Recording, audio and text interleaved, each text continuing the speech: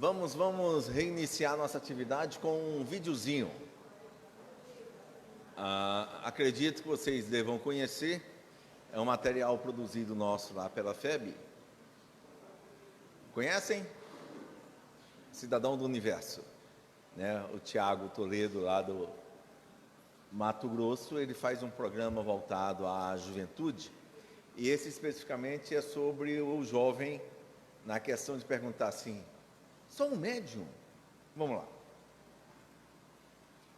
Imagine o universo. Imagine então a mediunidade, essa sensibilidade natural que todos temos. Imagina você, jovem, lidando com as questões da juventude e ainda lidando com essa mediunidade. Como tem sido para você? Vamos conversar sobre isso?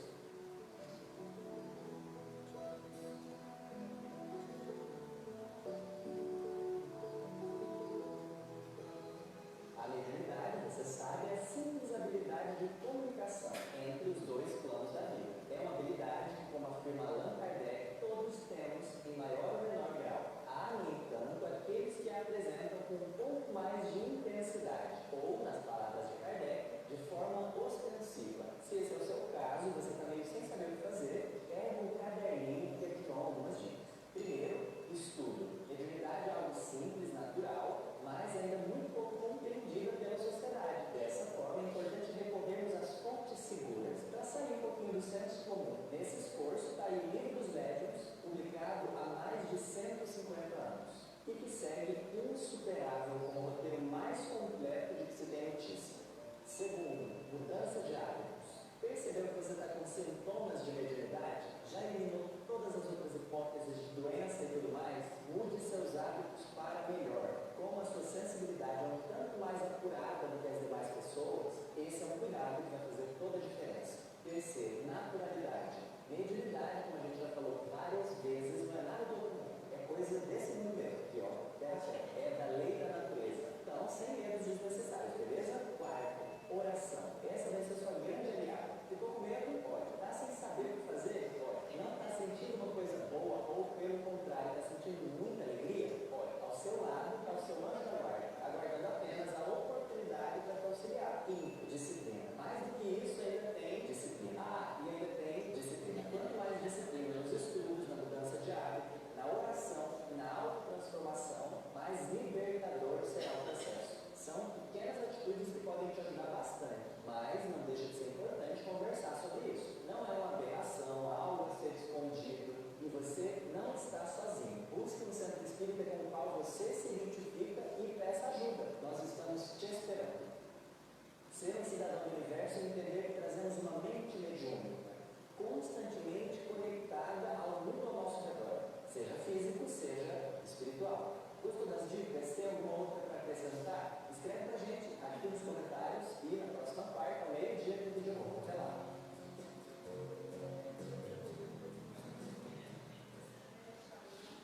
Às vezes a pessoa está pirando, menina, tem um filme que chama isso, né? Estamos fazendo propaganda do filme. Oh, happy day. Oh, happy day. Aqui, ó, pessoal na FEB, no Brasil, o coração do mundo está durante vermelho, você dá uma segurada. Esse é o Tiago Toledo, né? Ele tem uma série de vídeos. Foi perguntado aqui a questão da mediunidade na juventude. Ele termina dando algumas boas orientações nesse esquema, né? Bom, ore, né? Disciplina, disciplina, disciplina. E o foco é exatamente esse. E se não formos ver, por estranho que pareça, na hora em que a gente identifica a mediunidade, e aí é bacana quando ele fala assim, já foi descartado outras coisas? Porque às vezes a pessoa, vamos pegar aqui, está tendo um momento de uma sensibilidade maior, né? Ou seja, está chorando à toa, entrou num processo de tristeza, aí vai, não, isso é mediunidade. Pode ser? Pode, mas já foi descartado se a pessoa não está num processo depressivo, se ele não está em alguma outra condição psíquica que gere alguma condição problemática para ele, entendeu?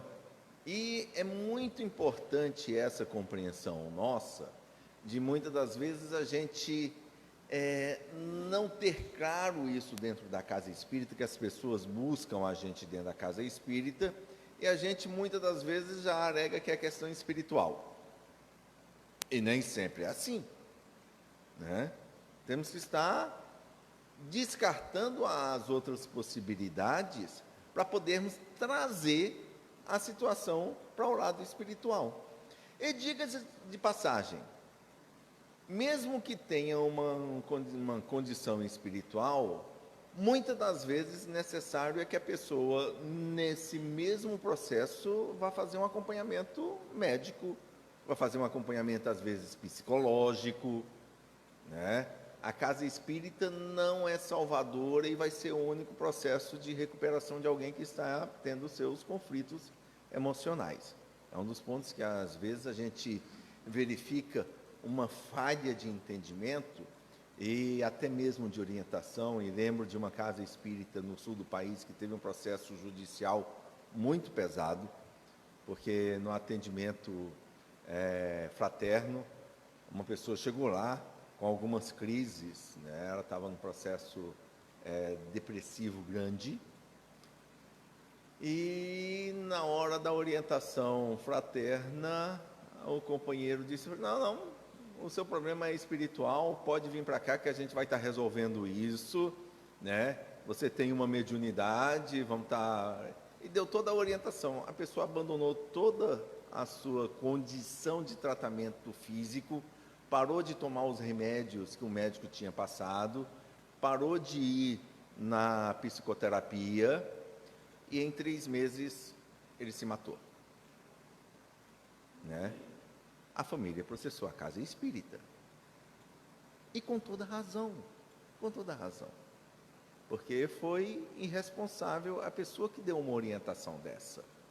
Nós nunca vamos estar tirando, e na verdade, muitas das vezes vamos estar orientando a pessoa a procurar tratamento médico, procurar tratamento terapêutico num psicólogo, num psicanalista, e assim por diante, como complementação, muitas das vezes, das condições que ele vai estar desenvolvendo dentro do seu quadro clínico, que pode ter um componente espiritual.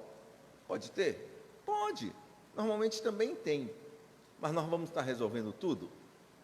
Não. Tá? Então é ter isso como princípio. Opa.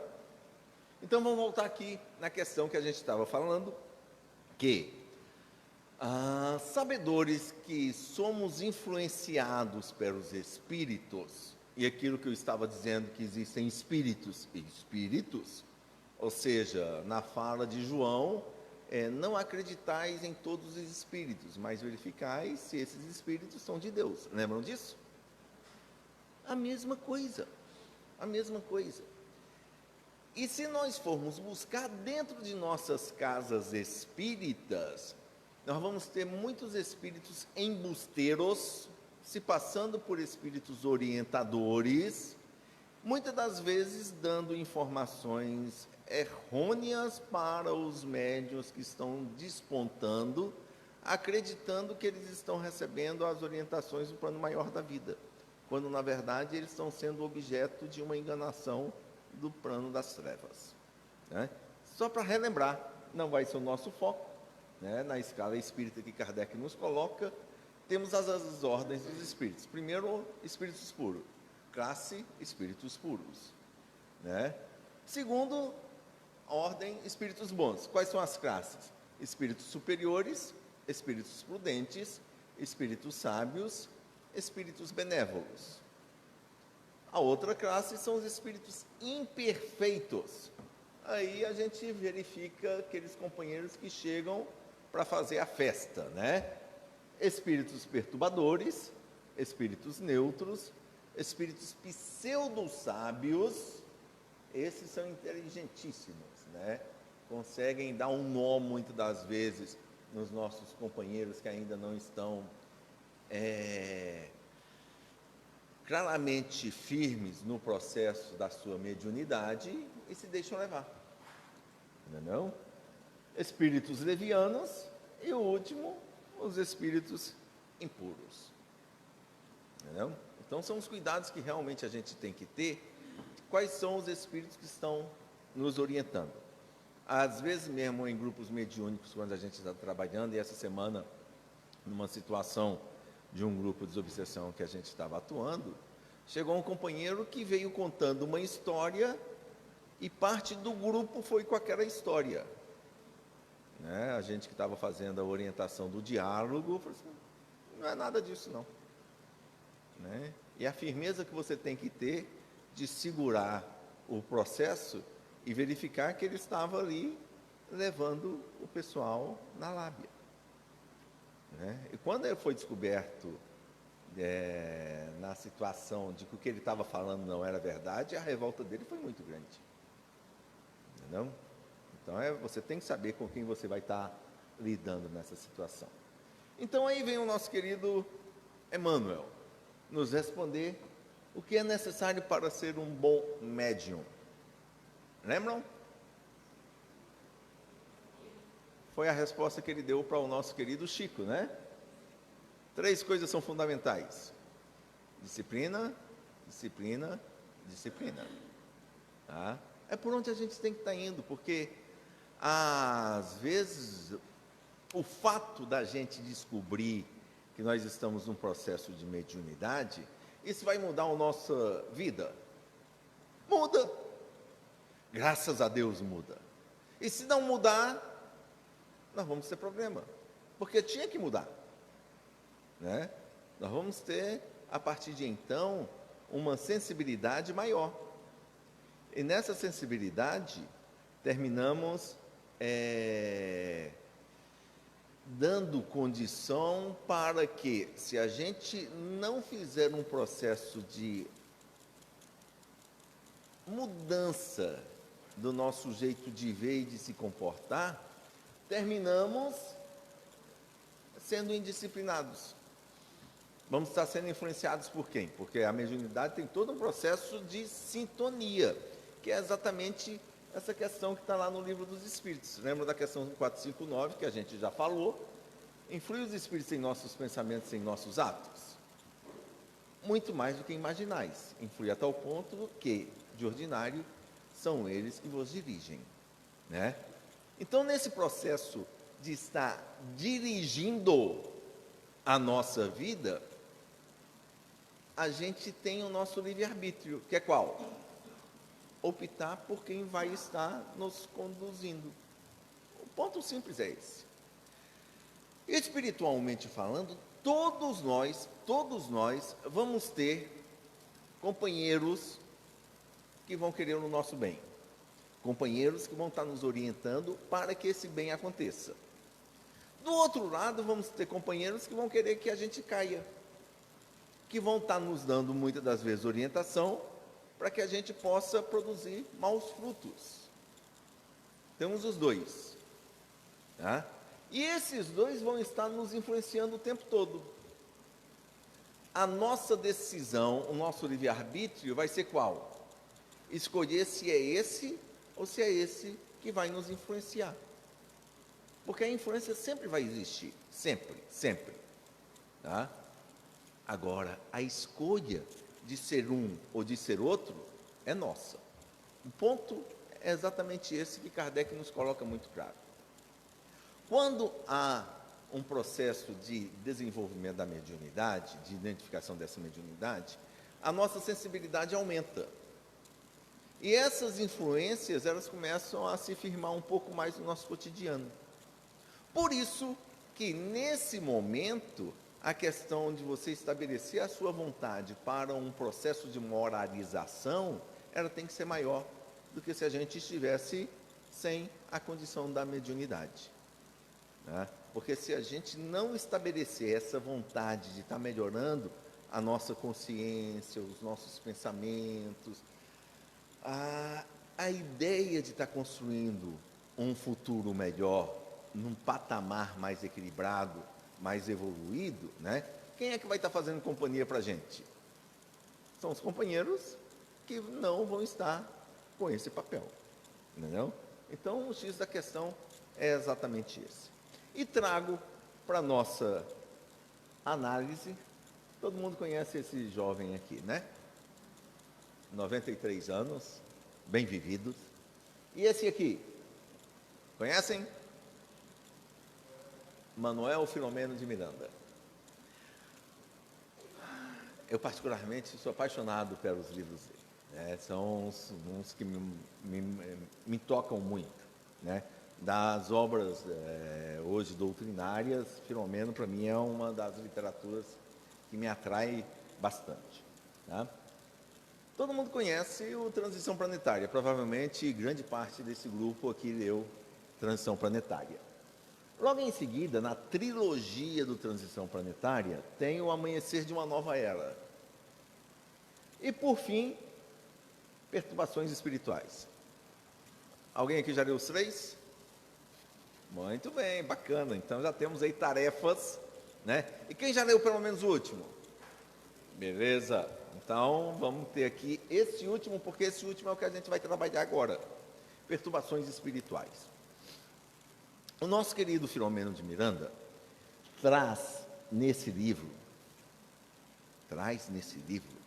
a história de uma casa espírita, onde as trevas faz um trabalho primoroso de assédio, primoroso, e a casa espírita se deixa levar pela atuação das trevas. E óbvio que a gente está falando aqui de um processo de mediunidade e de sintonia,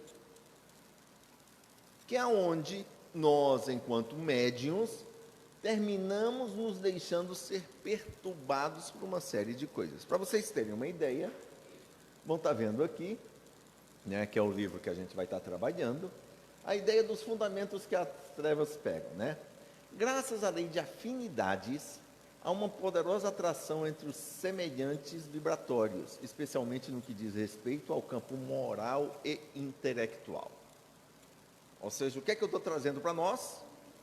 A ideia de estarmos trabalhando a nossa moralização, para que a perturbação que vai acontecer, lembram? Nós vamos ter os dois lados, e aí é interessante, porque quando a gente fala de influência espiritual, normalmente a gente pensa em obsessão,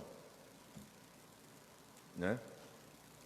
Kardec, no capítulo 9, da parte 2ª do Livro dos Espíritos, o item que ele melhor trabalhou e que tem mais questão, não é o processo obsessivo, mas é o processo de proteção espiritual, que vai da questão 491, se não me falha a memória, 489 a 521. Ou seja, aproximadamente isso, né? 89 ou 90 a 521. Então, são 31, 32 questões onde Kardec trabalha sobre o anjo da guarda. E a gente pouco estuda isso dentro da casa espírita. Pouco estuda isso. E a influência do nosso anjo da guarda, e aí é muito interessante, porque da mesma maneira que nós vamos ser os nossos obsessores, nós vamos ser o nosso anjo da guarda fixo. Obsessores a gente até varia ao longo da história, né? Mas Papai do Céu colocou pelo menos, fixo, para estar conosco nessa vida. E a gente não se liga a ele. Não se liga. Né? Quem aqui tem o seu anjo da guarda como amigo pessoal, inclusive já deu o nome para ele? Bacana. Né? O anjo da guarda, por isso que eu vou colocar novamente, eu falei ontem, e vou novamente trazer isso hoje. Questão 495 do Livro dos Espíritos, 495, onde São Luís e Santo Agostinho faz uma dissertação sobre o anjo da guarda. Né? Quem quiser ler todo, tranquilo. Mas a 495 eu diria que ela é quase que obrigatória para a gente ler e refletir. E Santo Agostinho nos fala que se a gente trouxesse esse amigo espiritual que Deus colocou ao nosso lado, a nossa vida seria outra. Seria outra. E a gente não tem isso. A gente pouco se liga no nosso anjo da guarda. Né? E cabe a nós um processo até desse desenvolvimento da mediunidade, de identificar todo esse processo dos dois lados, é estar trazendo isso para o nosso dia a dia, direto com a gente. E o anjo da guarda, esse companheiro espiritual, ele vai estar à sua disposição para as suas dificuldades. A disposição para as minhas dificuldades? Né? Ah, estou com uma dificuldade lá no meu trabalho. Eu faço isso. Né? Estou numa reunião, começa a acontecer aquelas situações difíceis, eu não sei o que fazer. Eu falo assim, pessoal, deixa eu dar um pulinho ali no banheiro. Né? No trabalho todo mundo vai no banheiro, não tem problema nenhum, né? Aí entro no banheiro, fecho a porta, ponho a tampa assim, sento e falo assim, Jorge, e aí? Que situação difícil, né? Me ajuda, como é que eu vou estar saindo dessa? Jorge é o nome que eu batizei o meu anjo da guarda. Uns 20 anos depois que eu batizei, eu tive com ele, ele falou assim, o meu nome não era esse não, mas eu gostei. A partir de então eu comecei a me denominar como tal na minha relação contigo. Né? E aí entra a primeira orientação. Anjo da guarda é um amigo. Amigo a gente chama pelo nome. Hoje à noite, na hora de vocês colocarem a cabeça no travesseiro, se liguem ao anjo da guarda de vocês. Fala, vem cá, vem cá, vem cá. Deixa eu ver, a partir de hoje, como eu não sei o seu nome direito, você vai se chamar... E dá um nome para ele. Ou para ela. Né? E a partir de então, quando tivermos dificuldades, Jorge, no meu caso, chame o anjo da guarda de vocês. Converse com ele mentalmente. Né? Conversem. Traga essa influência positiva que nós temos na vida. Nós temos. Deus nos colocou um espírito protetor ao nosso lado. E a gente pouco o usa. A gente fala das influências espirituais, obsessão. Mas não fala da influência espiritual, do amigo espiritual que está aqui o tempo todo do nosso lado. Comecem a se ligar nele. E vocês vão ver que a vida vai se alterar. O nosso padrão vibratório vai mudar. Para tudo, para tudo. Ele está ali do seu lado. O Papai do Céu colocou ele nessa condição. Ah, estou com problema com a minha esposa. Beleza, o anjo da guarda é especialista nisso. Né? Problema com o marido. Ah, não tem pessoa melhor para entender. Entendeu? Chame, coloque o problema para ele. E as ideias começam a aparecer. Então, faça uma pressa, chame o seu anjo da guarda, troque ideias com ele. E como a gente é influenciado o tempo todo, vamos deixar ser influenciado pelo ponto positivo, não pelo negativo. A proposta é exatamente essa. Como médiuns que nós somos, vamos trazer a influência do anjo da guarda para a gente. Ok? Então, conforme as aspirações íntimas e comportamentos pessoais, cada ser respira a psicosfera que emite e transita no campo vibratório que constrói. Qual é a proposta nossa? É da gente construir esse campo vibratório de uma forma positiva. Na história que é contada no livro Perturbações Espirituais, o companheiro dirigente da casa espírita, não vou fazer um spoiler, né? Apesar de eu gostar quando as pessoas me contam um filme ou um livro, eu fico com mais vontade de ver. Eu não sou daquele que fala, agora não, eu fico com mais vontade. Né? Mas o Miranda termina nos passando a história de uma casa espírita que se desequilibrou totalmente por conta da perturbação espiritual, planejada primorosamente pelas trevas. Primorosamente. É um livro que, para a gente que atua dentro de uma casa espírita, seria quase obrigatório a leitura. Então, as estratégias de atuação desses adversários do Cristo. Eles utilizam da debilidade moral de muitos conversos, ou seja, para quem se converteu à doutrina, que não amadureceram psicologicamente nos estudos sérios do Espiritismo. Estudo, compreensão, prática é o que a gente tem que estar fazendo. Porque senão a gente se torna o quê? Peças fáceis de joguetes na mão desses companheiros das trevas. Tá? Eles utilizam a intriga e a infâmia, armas mortíferas de grande alcance para denegrir os companheiros e lançá-los uns contra os outros. Olha lá. E por fim, né, esse é um período turbulento. Nós estamos nesse momento de transição. A doutrina espírita vem para fazer diferença. Vem para fazer diferença. Esse momento de transição, para nós espíritas, que temos toda uma concepção da história que esse planeta Terra está construindo e participando agora, nós estamos aqui para fazer diferença. E esses companheiros sabem, né? E eles vêm para perturbar, nesse processo nosso de influência espiritual, para que as casas não deem certo, para que a gente não dê certo. Como ocorre em todos aqueles que se manifestam as crises, em que se manifestam as crises para a mudança que objetiva o progresso moral e a evolução do pensamento espiritual, exigindo muita prudência e reflexão antes de suas ações. Ou seja, estamos num momento crucial. A mediunidade, ela faz parte desse momento em que a Terra passa, em que nós, enquanto casas espíritas, estamos para fazer o bem, auxiliar aqueles que nos procuram, e que a gente precisa ter todos esses cuidados para não sermos envolvidos nessas perturbações. Nos relembra Emmanuel: mediunidade é força mental, talento criativo da alma, capacidade de comunicação e de interpretação do espírito, imã no próprio ser, sintonia é acordo mútuo. Eis porque, examinando a mediunidade e sabendo que a sintonia se lhe faz inerente, se possível, ousaríamos perguntar: sintonia para quê e com quem? Né? Ou seja, com quem estamos nós sintonizando? Com quem? É o cuidado que a gente tem que ter. Mas em casa, entre quatro paredes, a espiritualidade está lá. Né? O mundo não vê, mas os espíritos participam. Entendeu? Então é o cuidado mesmo. O que a gente faz às vezes na intimidade, a gente consegue guardar isso do mundo material, mas do mundo espiritual, não.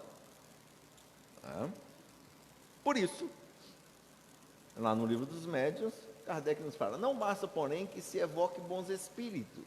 É preciso, como condição expressa, que os assistentes estejam em condições propícias para que eles assintam em vir.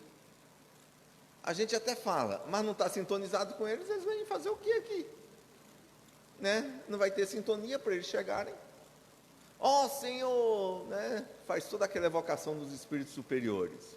Mas internamente, como é que a gente está?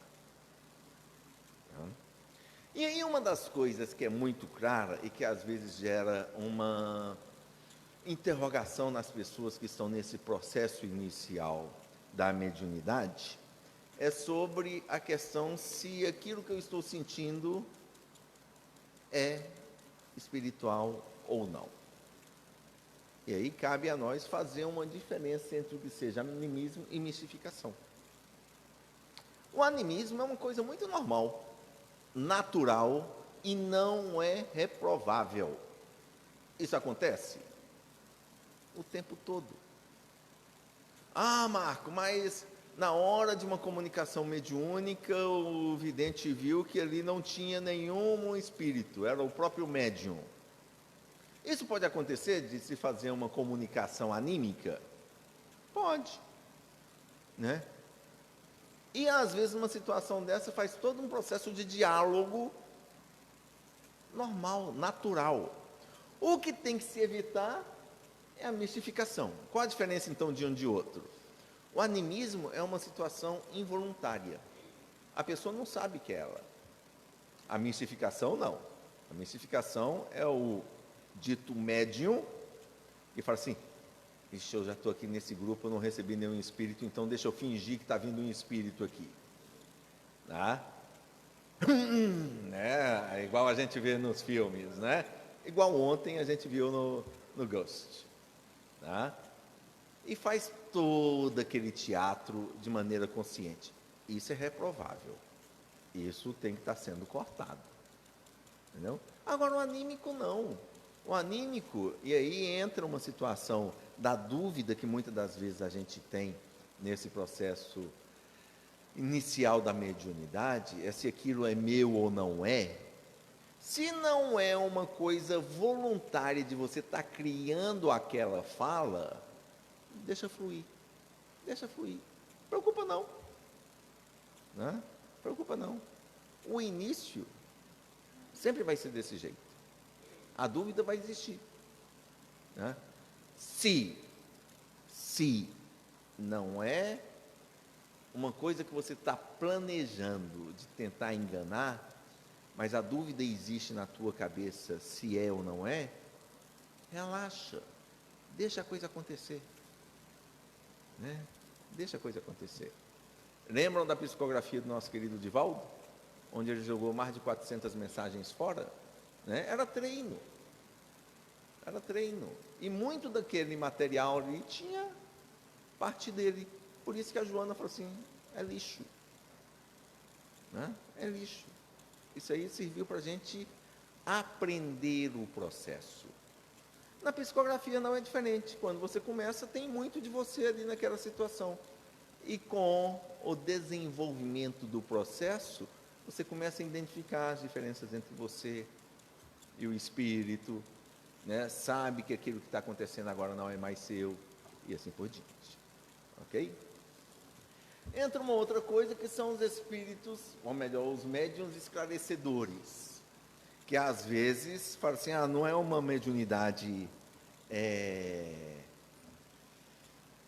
tão clara para alguns, mas na verdade é, porque é uma mediunidade intuitiva, né?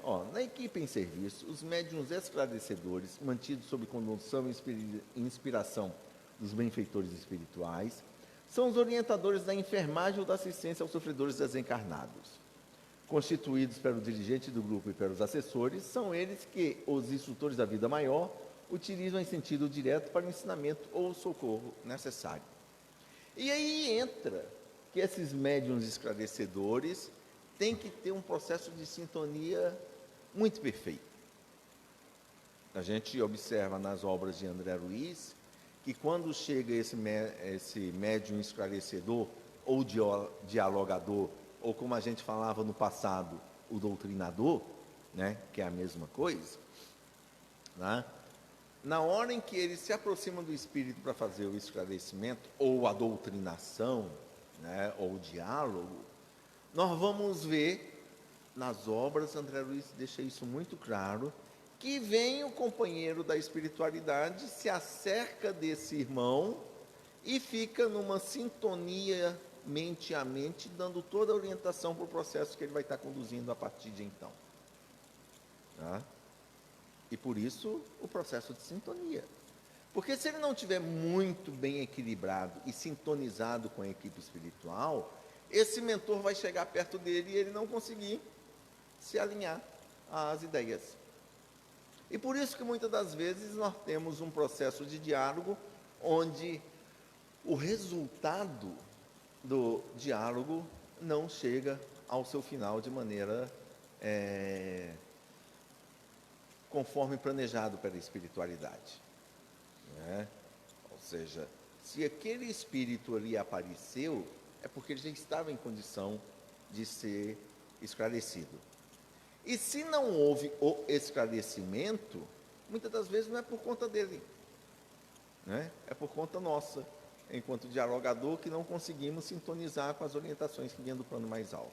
Lógico que existem alguns espíritos que num determinado momento ali aparecem, né, para um primeiro momento de esclarecimento, e você vai dar continuidade a um processo. Mas mesmo que isso venha a acontecer, aquele primeiro momento ele tem um desfecho satisfatório, apesar de não ser o definitivo ainda. Diga lá.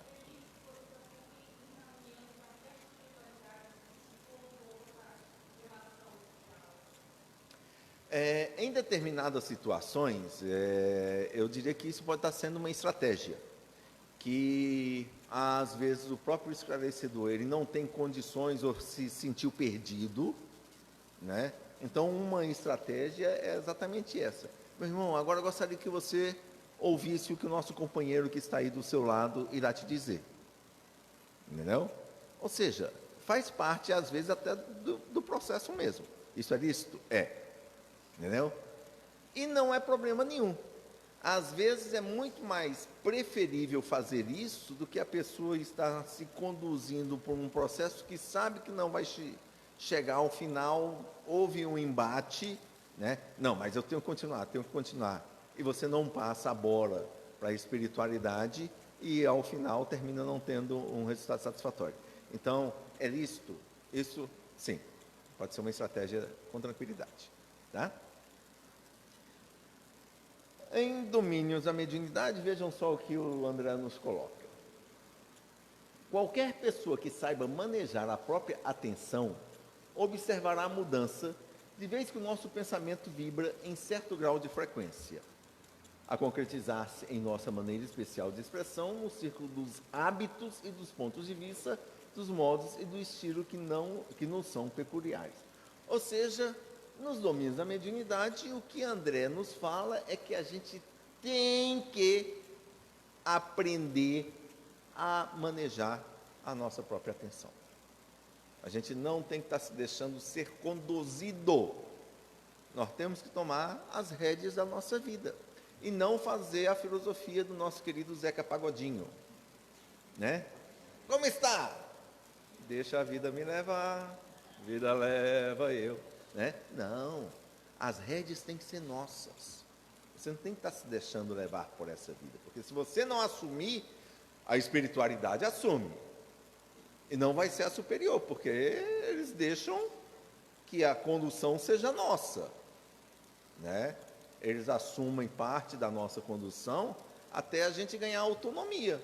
Mas depois que a gente ganhar autonomia, a responsabilidade é nossa. O nosso anjo da guarda não vai conduzir a nossa mão para o que a gente tem que fazer. Tá? Não vai. A gente tem que assumir isso. Tá? Então, no transe mediúnico, se nós formos ver, no dia de uma comunicação, tem lá nos Missionários da Luz, opa, ainda tem mais um aqui, né? O último, tá?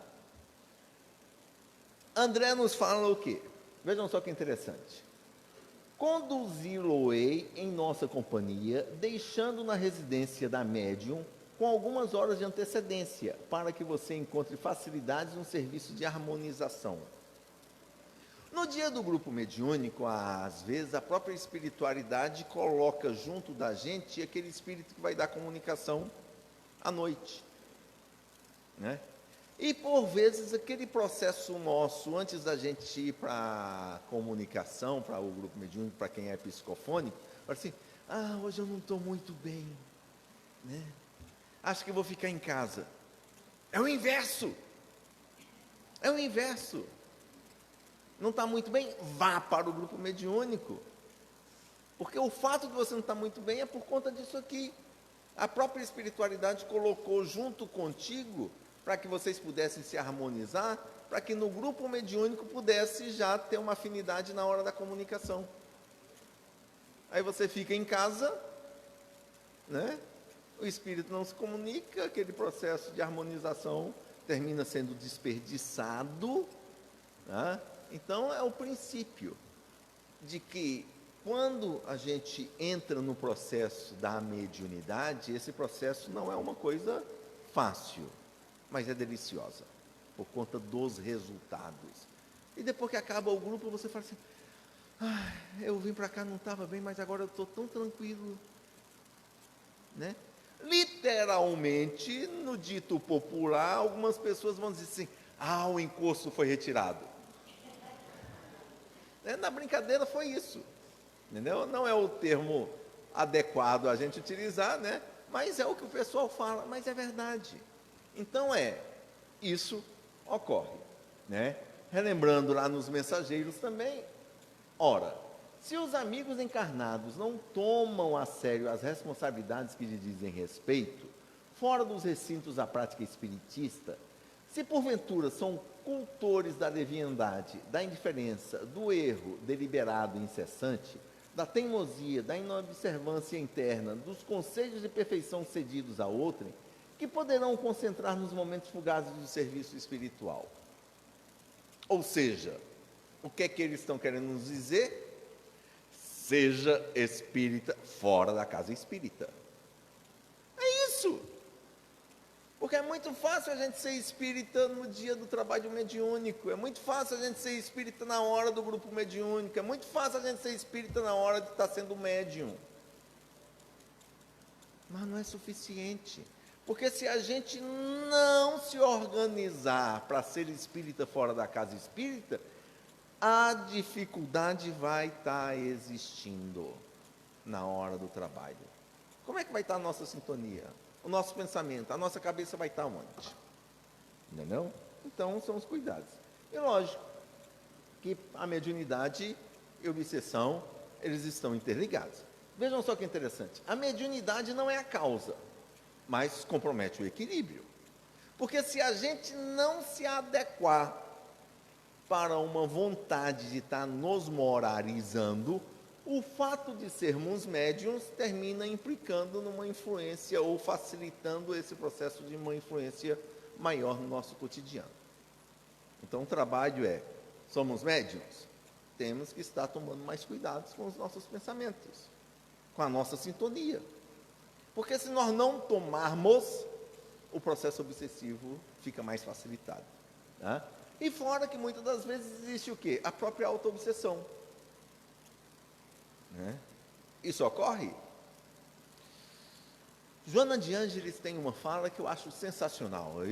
Usem isso, inclusive, no consultório, quando aparecem os nossos pacientes lá. E eu digo assim, eu tenho uma amiga, uma psicóloga, né, Joana de Ângeles, né? E num dos seus livros de psicologia, ela coloca uma frase que é muito adequada à nossa situação aqui. A culpa deveria ser uma palavra retirada do nosso dicionário. A culpa deveria ser uma palavra retirada do nosso dicionário. A culpa não constrói. A culpa não serve para nada, é só para jogar a gente para baixo. A culpa gera tristeza, quiçá depressão. Não? A culpa auxilia nesse processo de auto-obsessão. Lógico, eu teria muito mais coisa, mas vamos firmar nessa questão aqui para a gente ter isso como princípio. Não tragam a culpa para as nossas ações do dia a dia. Passado, como o próprio nome fala, é passado. Errei, não devia ter feito, mas fiz, tá bom. Olha para frente. Veja o presente para não errar de novo. Vamos lembrar da 886 do Livro dos Espíritos? Qual o sentido da caridade entendida por Jesus? Lembra da resposta? Benevolência para com todos. Indulgência para as imperfeições alheias. Perdão das ofensas. BIP. Benevolência, indulgência, perdão. BIP. Né? A benevolência é para todo mundo, inclusive para nós próprios. Está lá, benevolência para com todos. Todos, eu estou incluído no todo. Errei. Seja benevolente consigo. Aceite que você erra. Aceite que você errou. Perdoa. E bora para frente. Isso é caridade, inclusive, para consigo. Né? Muito do nosso processo de auto-obsessão é porque a gente não se perdoa, a gente fica naquela situação de culpa, não tinha que fazer, não tinha, mas fez. Então, e aí, você consegue voltar no passado e mudá-lo? A fala do Chico Xavier é qual? Não podemos voltar atrás e fazer um novo começo, mas podemos começar agora e fazer um novo fim. Né? Então, passado é passado. É passado. Esse é o princípio básico. E lógico, A indulgência é para com os outros. A gente não deve ser indulgente conosco. O que é indulgência?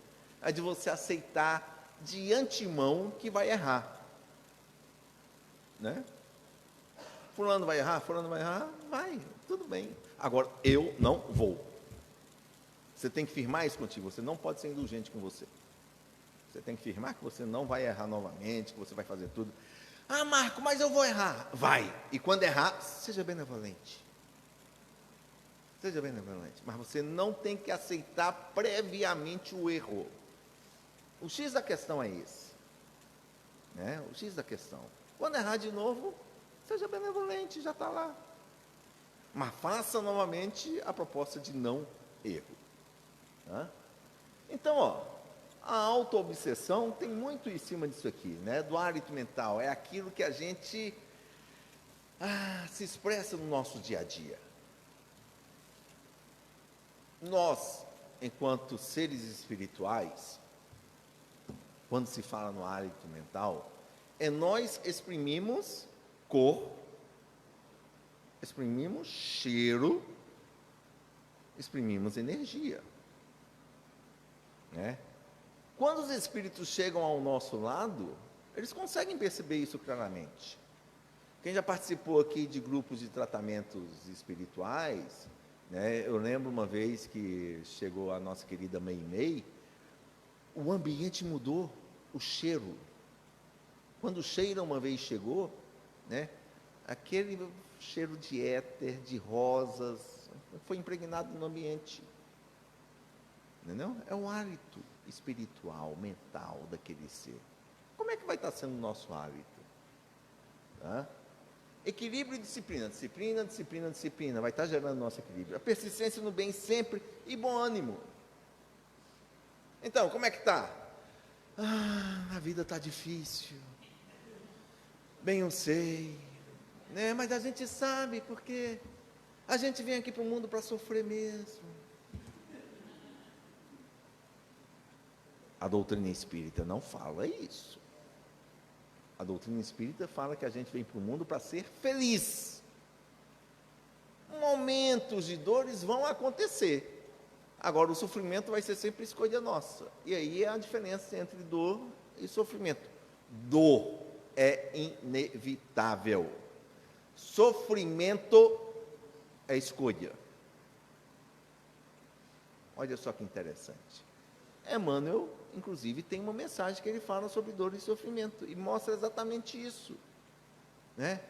Você está lá, vai no dentista, tem um amigo que é assim, ele não gosta de anestesia. Né? Está fazendo tratamento de canal.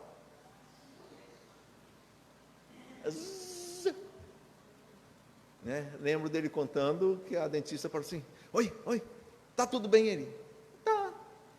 Não está doendo? Ele, e muito. Né? Mas você não está fazendo nada. Assim, tudo bem, eu falei que não queria anestesia, continua. Né? E ele não está sofrendo, ele está tendo dor. Mas não sofre com aquilo.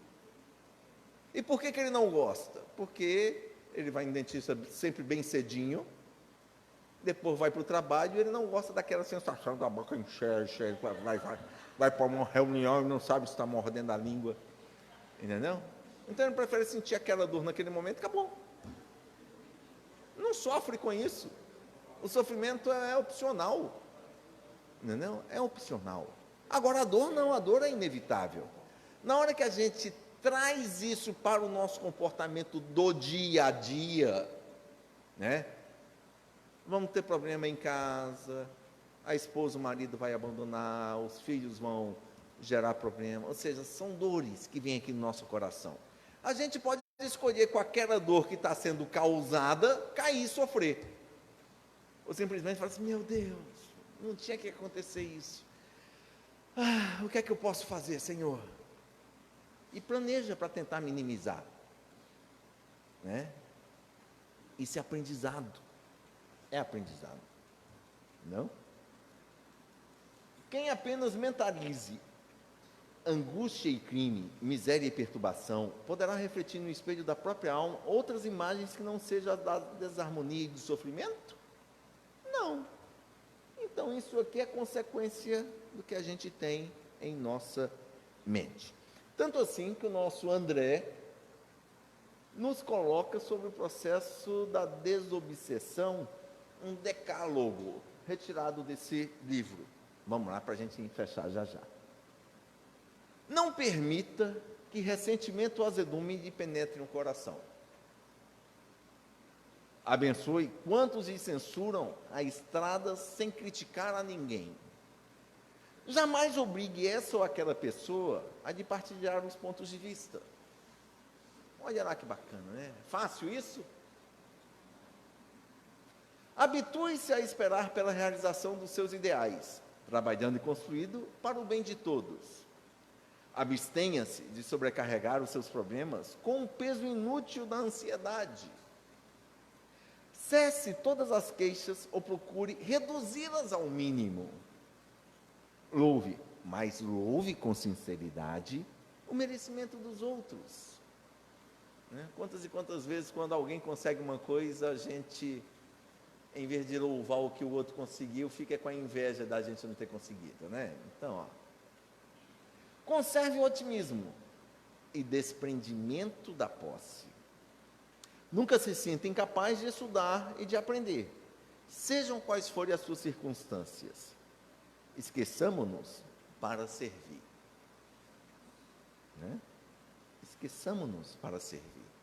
Na questão 912 do Livro dos Espíritos, quando Kardec trata sobre a questão dos vícios e das paixões, ele chega a questionar a espiritualidade, qual seria o meio mais eficaz da gente estar se livrando dessas paixões, desses vícios.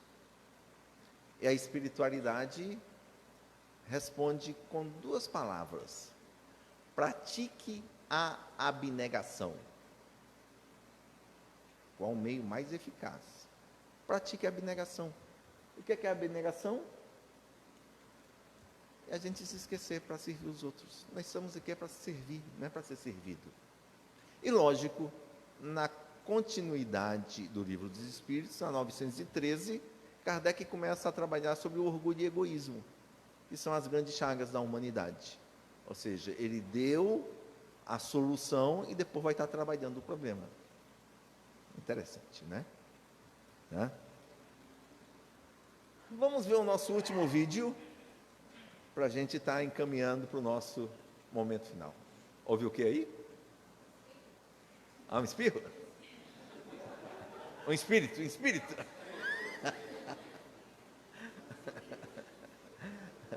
Vamos assistir mais um.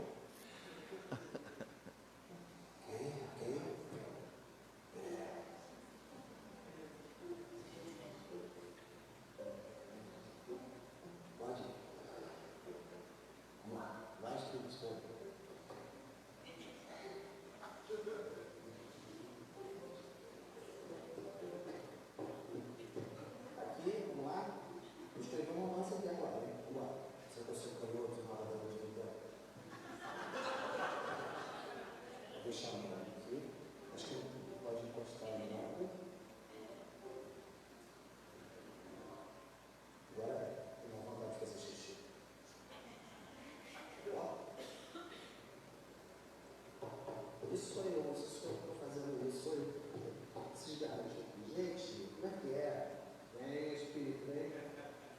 Eu quero que o escritor explique a letra, espírito. Eu não vou pensar em nada. Estou pensando em nada. Estou com a cabeça fora da mão. Estou com a cabeça fora da mão. E a mão não está mexendo. Peraí. Vamos de pulso. Meu Deus do céu. Será que é a caneta? Deve ser lápis. Deve ser lápis. Deixa eu escrever ela. Ó!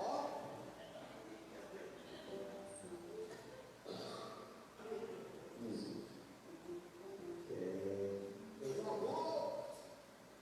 Sujo. O que é isso? Porque é isso que pergunto eu. O que você está fazendo aí que não está aqui no meu braço que escrevendo aqui? Escrevi. Como que é um romance? Romance, bem para o braço aqui que eu estou pondo. Entendeu? Acho que não. Pois não, você não vai escolher. Então, eu sou médico. Sim, mas a sua tarefa na mediunidade não passa pela psicografia. Não. Mas eu só você ver espírito. Eu estou vendo você aqui. Graça tem isso, pensamento da pessoa. Eu não posso escrever, fazer livro. O que define se o trabalho mediúnico é bom não é o tipo da mediunidade, é o médico. Se é um trabalhador disciplinado, disponível, aberto ao serviço do bem, isso é o que conta. Quem fica famoso, escrever livro, é o médico que escreve romance. É isso, eu estou acreditado. Você vai dessa crise aí, deu um bom geral. Eu estou precisando de um extra, entendeu? Então vamos parar. Não é que eu escrever aqui um best-seller, uma coisa boa, porque você já está inspirado hoje. Vamos lá. Não, melhor, qual o coelho já morreu? Então é isso. É dinheiro. Não é só dinheiro. Isso é dinheiro, né? Dá também fama, prestígio, dá autógrafo, tira selfie. Fama, né? Você vai escrever o que agora aqui. Já que você quer tanto escrever um livro, por que você não escreve? Para que utilizar a mediunidade? Vou escrever você escrever, não tem bom escrever. Não é verdade. Eu sempre fui mal nessa. Entendeu? Não, eu quero me receber meu braço aqui, você escreve e eu gerencio a venda, porque eu sou bom de matemática. Você não trabalha seu médico psicólogo. Ele é apenas uma caneta ambulante. A caneta aqui, se for escrever. Oswaldo, estou dando que realmente você não sabe o que representa o trabalho do médico. Eu posso não saber o que representa, mas eu sei o que é. Ok, então. Vai escrever? Eu não. Aliás, eu não lembro de ninguém. Lamento te informar, Oswaldo, mas sua mediunidade está suspensa por tempo indeterminado. Você acaba de perder uma oportunidade de ouro nesse país. Ei, espírito, vai na volta aqui, vai deixar agora. Ei, menino! Meu Deus, se você não quer escrever um livro, a gente faz outra coisa, sabe pintar quadro? Vai pensar? Ó, médico da saúde eu não vi ainda. Pode dar uma nota no Faustão. Hein? Você viu no escrita? Partiu?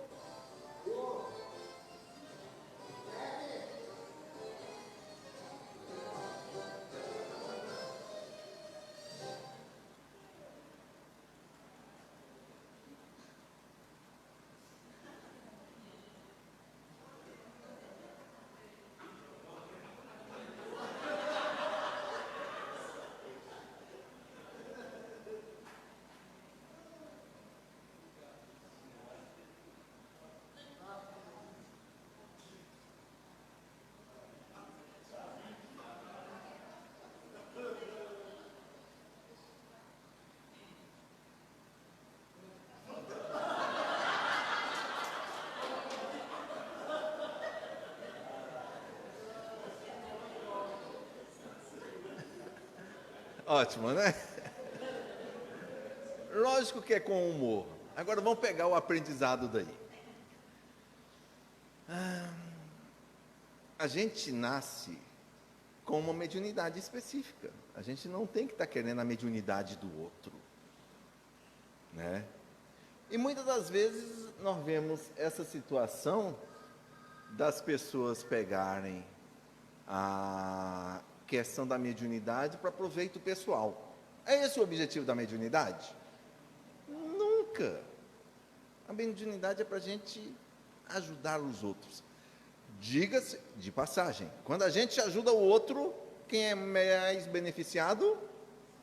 Nós. Mas o foco não somos nós, o foco é o outro. E se a gente faz bem o trabalho com o outro, a gente ganha. A gente ganha.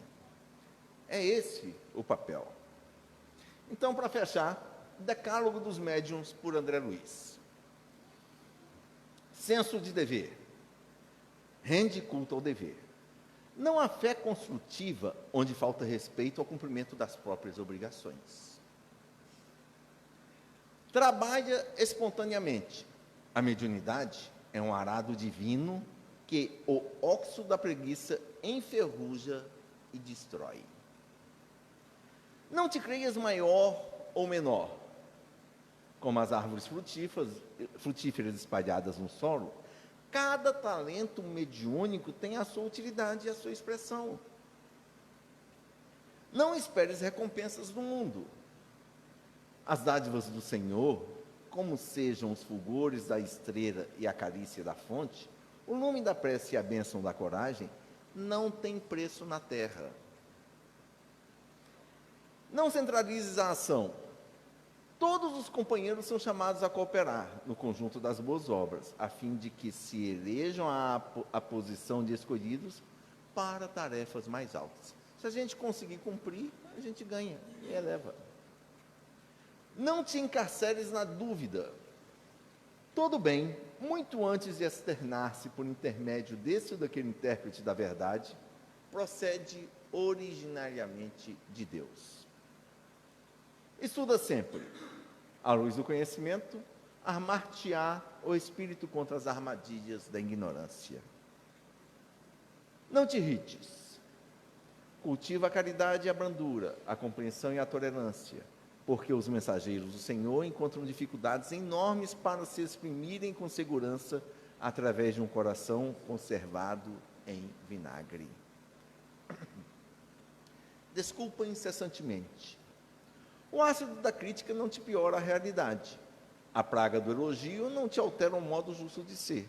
E, ainda mesmo que te categorizem a conta de mistificador ou embusteiro, esquece a ofensa com que te espanquem o rosto e, guardando o tesouro da consciência limpa, segue adiante, na certeza de que cada criatura percebe a vida do ponto de vista em que se coloca. E fechando, não temas perseguidores. Lembra-te da humildade do Cristo e recorda que, ainda ele, anjo em forma de homem, estava cercado de adversários, gratuitos e de verdugos cruéis, quando escreveu na cruz, com suor e lágrimas, o divino poema da eterna ressurreição. Isso está no livro Espírito da Verdade, para quem quiser depois estar buscando. Fechando então nas nossas orientações, na Invivência Mediúnica do nosso querido projeto Filomeno de Miranda, não há educação mediúnica sem crescimento moral. Conquista que atrairá os bons espíritos, fortalecerá os laços do anjo guardião, enquanto reforça o nível energético do perispírito e melhora a organização mental de tal modo que o banco de dados das ideias arquivadas esteja. Ou seja, o foco nosso é crescimento moral, sempre. Né? E, acima de tudo, mediunidade com Jesus, que é o que a gente vai fazer mais tarde. Pessoal, um abraço a todos vocês. Que Jesus nos abençoe, hoje, agora e sempre. Fiquem em paz.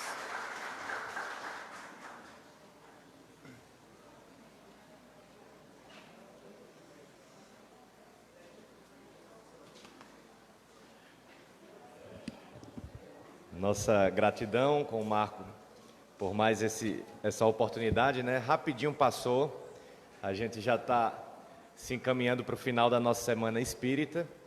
E aí, vocês já sabem quem vem para a próxima Semana Espírita? Vão ficar sabendo hoje à noite, não vou contar ainda. Senão vocês não vão para o teatro, né? Hoje à noite a gente vai divulgar. Já está tudo pronto, a próxima Semana Espírita, 32ª, 2020, já estamos com a programação toda pronta, então quem quiser saber e já começar a se preparar, a gente que já começa um ano antes, né? Terminando essa semana, a gente já está pensando na próxima para fazer como, graças a Deus, essa foi, né? Com muito sucesso, com a participação de todo mundo. Então, convido a todos para ir lá no teatro hoje à noite, prestigiar a palestra, a exposição Mediunidade com Jesus, do nosso irmão Marco Leite, que vai ser o grande encerramento, né?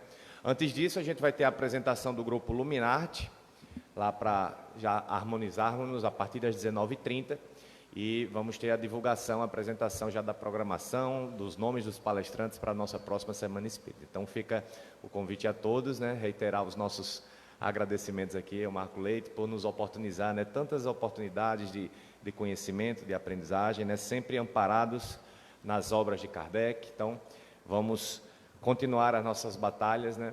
Sempre firmados nos princípios e na segurança que Kardec nos traz. Vamos nos encaminhando para o nosso encerramento. Queria convidar nosso irmão Cristóvão Frota para fazer a nossa prece de encerramento.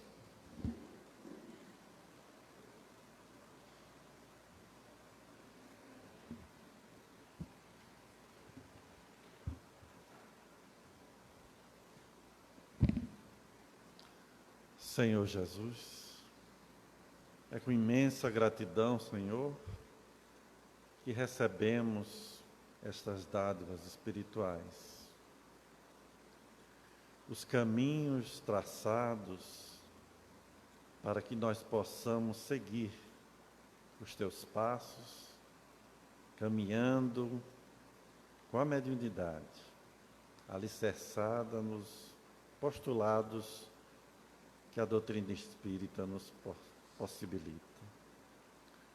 Envolve-nos, Senhor, com tua presença amorosa e boa, a presença dos amigos espirituais, nossos guias e protetores, a fim de podermos caminhar com segurança por essa estrada da vida. Envolve-nos a todos, possibilita ao nosso irmão a conclusão das atividades nesta noite, caminhando sempre com segurança e possibilitando cada vez mais a nossa compreensão da realidade espiritual. Abençoa, Jesus, o nosso movimento, abençoa, Jesus, todo o movimento espírita deste planeta, a fim de que a renovação possa acontecer nas nossas mentes, nos nossos corações, hoje e sempre.